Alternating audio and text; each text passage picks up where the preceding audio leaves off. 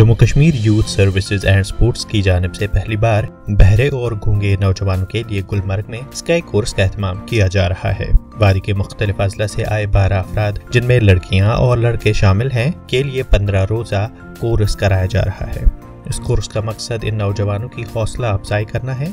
एक sky trainer ने बताया कि बाकी बच्चों की तरह ही इन बच्चों में सीखने की सलाहियत है और ये बच्चे जल्द ही सीख रहे हैं।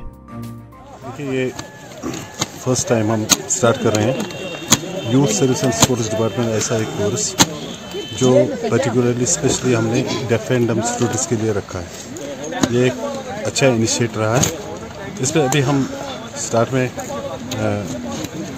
कुछ लिमिटेड स्टूडेंट्स ले रहे हैं, तो उसके बाद हम इसको कंटिन्यू करेंगे नेक्स्ट ईयर से। तो जो इनका कोर्स चल रहा है, ये अभी 12 बच्चे हैं, तो मुझे लगता है कि इनका पिकअप एक नॉर्मल जो हम बच्चा होता है उनसे कई गुना ज़्यादा है। तो ये बहुत ही जल्दी उन्होंने पिकअप कर लिया, तो इंशाल्लाह हमें लगता है कि ये आगे जाएंगे। इनमें से कुछ ऐसे स्टूडेंट भी हैं तो जो स्कीइंग के बारे में थोड़ी बहुत नॉलेज रखते हैं।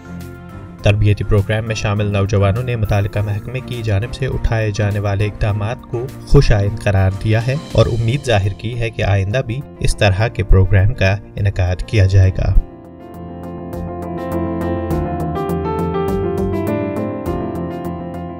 बारामूला से आशिक मीर की रिपोर्ट।